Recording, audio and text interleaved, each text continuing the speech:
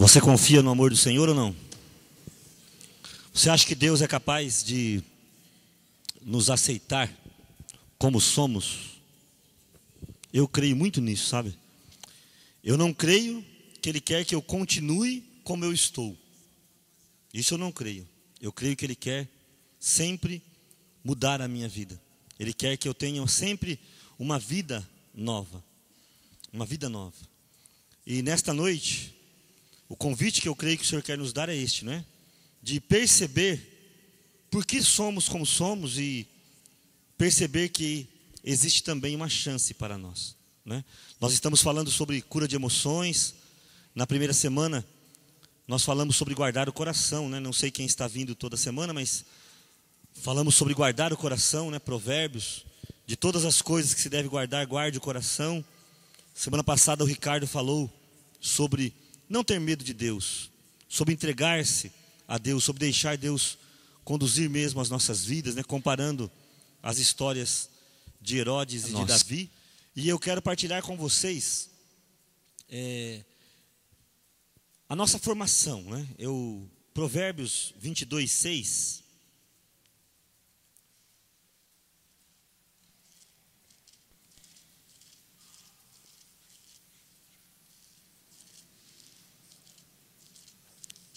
Provérbios é logo depois do livro de Salmos, né?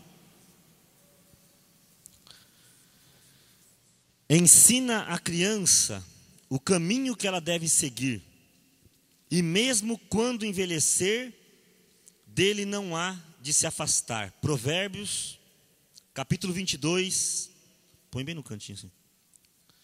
Versículo 6. Provérbios, capítulo 22, versículo 6. Ensine uma criança no caminho que ele deve andar, e mesmo quando ele envelhecer, não é? Esta criança não há de se afastar deste caminho. A gente sempre que lê este versículo pensa em coisas boas, não é? Eu vou ensinar meu filho a ir na igreja, eu vou ensinar meu filho a rezar, vou ensinar meu filho a perdoar, mas também é válido para coisas ruins. Quando nós ensinamos ou aprendemos, né? Porque esta palavra vale para nós que somos pais e para nós que somos filhos. Quando ensinamos sem perceber coisas erradas, nós colocamos também um caminho que mesmo na velhice estará perto de nós. E é aí que eu quero que você comece a refletir a sua vida. Os nossos medos, os nossos traumas, as nossas dificuldades, limitações, né? Onde elas começaram? Elas começaram. Você consegue perceber? Eu não sei você, mas existem medos na vida da gente que a gente não consegue explicar, né? Medo de escuro, medo de insetos, baratas e outras coisas mais, medo de ficar sozinho, medo da morte, medo da vida, né? Tem gente que tem medo da vida e medo da morte, né? Medo de envelhecer, coisas que a gente não sabe aonde começou. São caminhos que entraram na nossa vida, né? Ensina a criança o caminho que ele deve andar, e esses caminhos muitas vezes entraram na nossa vida desde criança, e a gente fica velho e não se esquece deles. A gente fala que são os velhos sem vergonha, né? Não tem os velhos sem vergonha? Desde criança não gosta de trabalhar, quando ficar velho é que não vai gostar mesmo, né? Ensinaram um caminho. Desde criança foi ensinado na prostituição, no vício, né? Então, ensina no caminho que deve andar, ele não vai se afastar. O caminho que a gente vai aprendendo, gente. Eu, quando estou trabalhando, né, em aconselhamento, orientação, eu vejo as pessoas chegando lá desesperadas às vezes, né? Muitas, na maioria das vezes. Eu estou com meu casamento acabado, ou com a minha própria vida, em dívidas astronômicas, em caminhos, né, profundos de tragédia. E elas acham que a gente vai fazer uma oração mágica, né? Ela vai sentar lá, nós vamos impor as mãos e tudo ao seu redor vai mudar. O marido vai mudar, o pai vai mudar, os vizinhos vão mudar, né? Tudo vai mudar. E ela não precisa. Ela está bem, né? E eu sempre falo, quando é mulher eu não costumo perguntar a idade, que é falta de educação, né? Mas quantos anos você tem? Eu tenho 40 anos, eu tenho 50, eu tenho 30. Veja, você demorou 30 anos para trilhar um caminho, não demorou? E agora você quer desfazer este caminho em 1 hora? Agora você quer desfazer todos os erros, os caminhos errados que você entrou em uma conversa, em uma oração? E as pessoas não percebem isso. E aí eu faço uma comparação, quem já conversou comigo já deve ter escutado alguma vez, né? Você faz uma viagem daqui até qualquer lugar. Você vai daqui a Birigui, seja de carro, seja a pé, seja de bicicleta. Chegando lá em Birigui, você fala assim: nossa, me arrependi, eu queria estar em Araçatuba. Aí você fecha os olhos e abre os olhos, onde é que você está? Em Birigui. Não adiantou nada, né? Você abriu os olhos, fechou os olhos assim, pá, e abriu. Nossa, eu queria estar em Araçatuba, estou arrependido. Aí você, pá, onde você está? Lá em Birigui mesmo, né?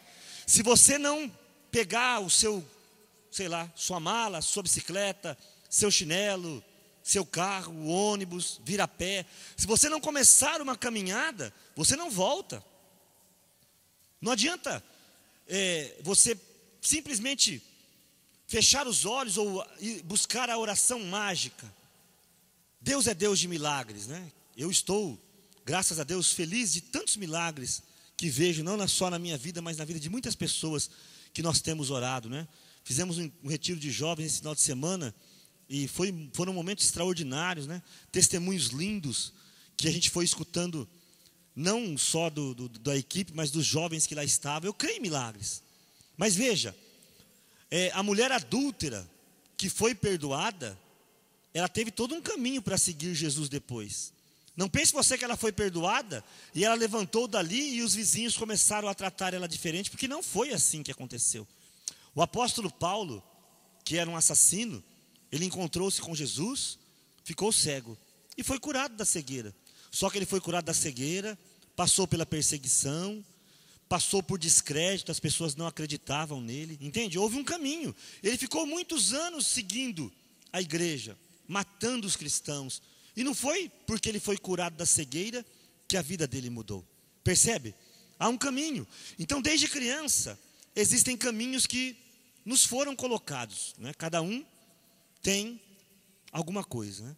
Eu fui orar com uma menina diabética esses tempos atrás, que ela tinha 2 anos de idade, e a mãe deu uma bobeada, deixou ela na televisão sozinha, e ela estava passando lá um filme, e nesse filme as serpentes começaram a invadir a casa, né?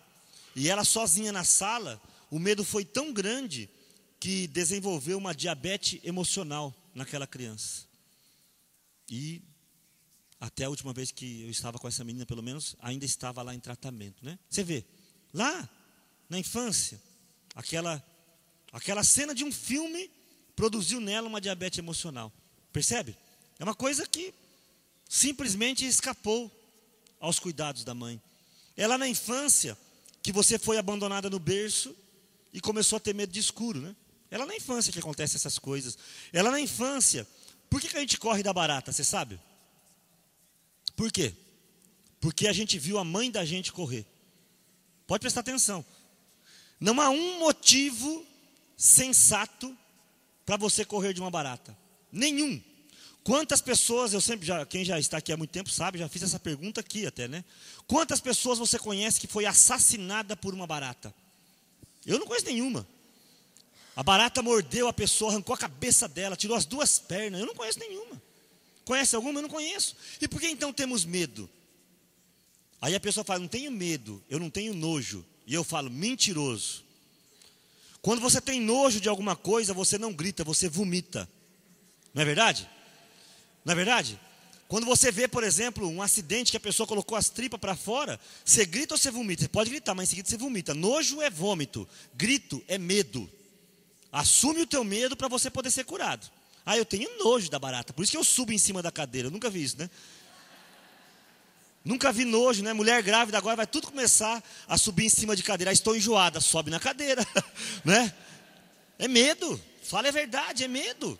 A gente não assume a doença, não vai receber a cura, entende? Não tem jeito. Por que a gente tem medo do escuro, por exemplo?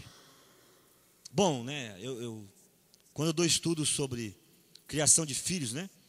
Eu falo do absurdo que é o que nós fazemos com nossas crianças, né? As músicas que nós cantamos para elas, né? Dorme, nenê, que a cuca vem pegar. Não é assim? Papai foi para a roça, mamãe foi trabalhar. Gente, isso é um... Eu falo que essa é a música da paz, né?